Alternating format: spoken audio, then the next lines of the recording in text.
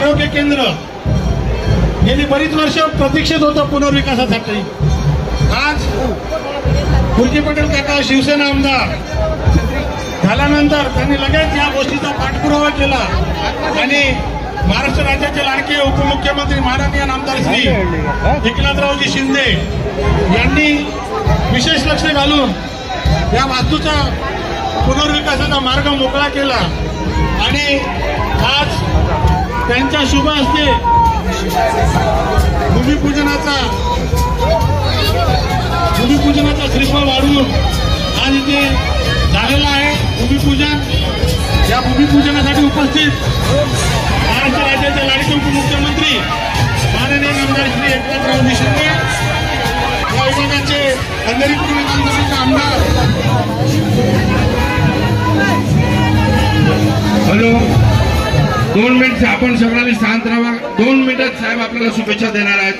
हा मरोड विभागात एक मोठी हॉस्पिटल आणि मार्केट दोघांचे भूमिपूजन माननीय महाराष्ट्र राज्याचे उपमुख्यमंत्री एकनाथराव शिंदे साहेबांच्या नेतृत्वात झालेला आहे। साहेब गेले 30 वर्षापासून रखडलेले प्रोजेक्ट होते। आपण सायद्रीमध्ये मीटिंग लावली आणि अप्रुव्हल दिलं, ते बदल हा दोन्ही प्रोजेक्ट झालेला आहे। आपण 7 महिन्यात आपला आशीर्वादाने हा प्रोजेक्ट झालेला आहे।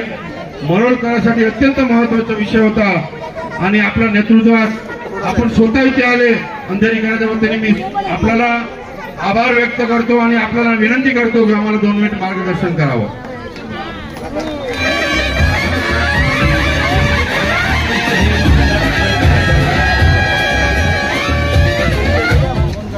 स्थानिक आमदार गुरुजी पटेल काका यांच्या काका बोलतात ना तुला,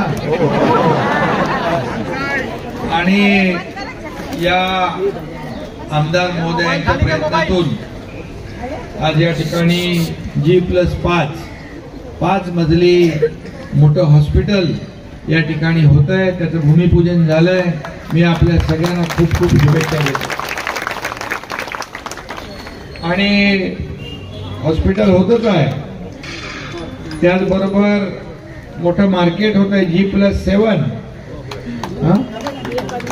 G+5 तळमजला पार्किंग आहे, मंडई आहे आणि PAP आहे, सभागृह आहे, 2 मजले, हे सगळं मल्टीपर्पज हा खऱ्या अर्थाने मोठं सभागृह या ठिकाणी होतं। या भागातली गरज लक्षात घेऊन या दोन्ही वास्तूंचं भूमिपूजन झालंय।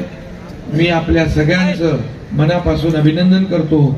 पावसामध्ये आपण इकडे थांबलात आणि या कार्यक्रम खरं म्हणजे हा जो काही वास्तू होत आहे तुमच्यासाठी होत आहे आणि मुरजी काकांनी सांगितलं 30 वर्ष हे रखडलेला प्रकल्प आहे, बरोबर। पण आपण लगेच मीटिंग घेऊन आपलं कामच असं असतं, no reason on the spot decision.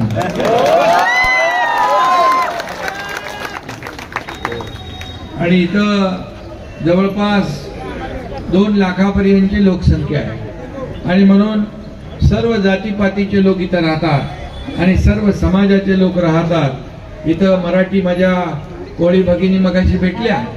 Sir Mumbai ही आपल्या भूमिपुत्रांची आहे, कोळ्यांची मुंबई, आणि म्हणून तुमचं मार्केट देखील अतिशय चांगलं असलं पाहिजे आणि येणाऱ्या लोकांना देखील त्या ठिकाणी स्वच्छता आणि सगळं आरोग्याच्या दृष्टीने सगळ्या व्यवस्था मिळाल्या पाहिजे.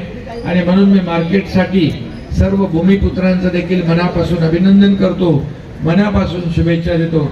इथं बोरी समाज पण मोठ्या प्रमाणावर आहे आणि तो देखील या आपल्या संस्कृती बरोबर एकरूप झालेला आहे.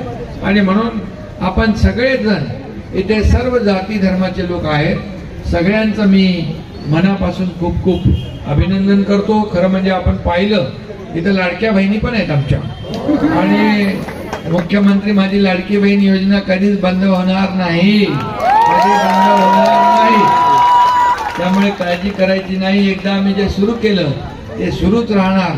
2.5 वर्ष मुख्यमंत्री म्हणून मी जे काय काम केलं मुंबईसाठी, मी देवेंद्रजी, आम्ही त्याचबरोबर अजितदादा या टीम म्हणून आम्ही काम केलं. आता देखील देवेंद्रजी मुख्यमंत्री आहेत, आम्ही टीम म्हणून काम करतोय. मला एक अभिमान आणि समाधान आहे. मुंबईमध्ये गेले अनेक वर्ष हे डांबराचे रस्ते व्हायचे, त्याला खड्डे पडायचे, दर पावसाळ्यामध्ये खड्ड्यातून प्रवास करायला लागायचा आणि म्हणून अनेक अपघात व्हायचे, लोकांना त्रास व्हायचा. मी मुख्यमंत्री झाल्या आयुक्त चहल यांना बोलवलं. मी म्हणालो हे सगळे मुंबईचे रस्ते जे आहेत कॉन्क्रीटचे झाले पाहिजे, खड्डे मुक्त मुंबई झाली पाहिजे. आणि टप्पा 1 टप्पा 2 या दोन्ही टप्प्याचं काम सुरू आहे आणि जवळपास अर्धे रस्ते झाले. अर्धे रस्ते पुढच्या 1.5 वर्षामध्ये होऊन मुंबई पूर्णपणे कॉन्क्रीटचे रस्ते होतील, खड्डे मुक्त मुंबई होईल. तुमचा सगळ्यांचा प्रवास अतिशय सुखकर होईल, चांगला होईल. आणि म्हणून बाळासाहेब ठाकरे आपला दवाखाना इथं आहे का नाही? 5-6 याच्या मतदारसंघात आहे. हिंदुहृदय सम्राट बाळासाहेब ठाकरे आपला दवाखाना देखील आपण केला. अगदी गोरगरिबांसाठी, गोरगरिबांना वैद्यकीय उपचार मिळण्यासाठी या ठिकाणी ती योजना आपण राबवली.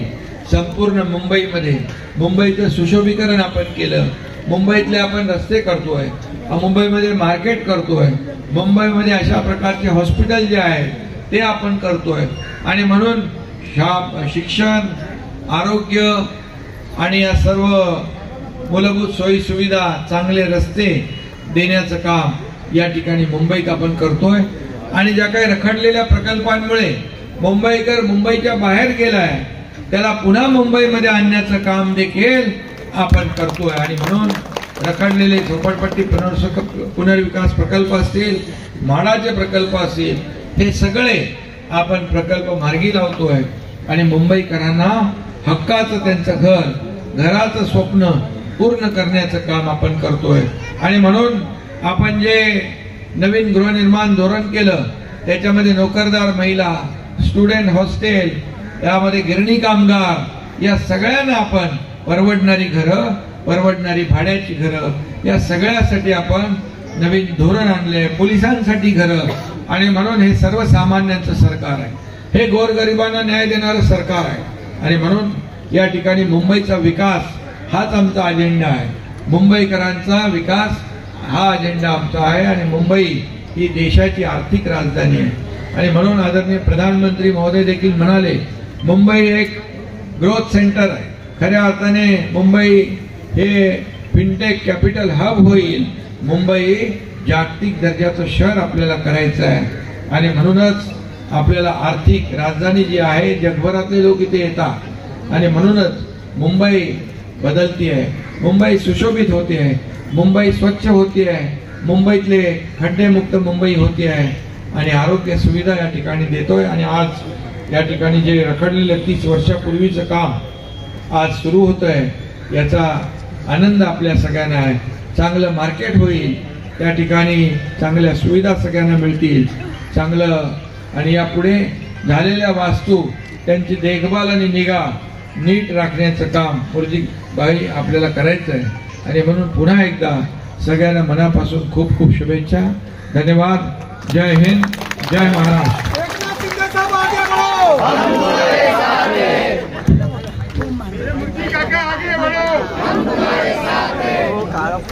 मोरी समाजाच्या वतीने शिंदे साहेबांचं स्वागत आहे.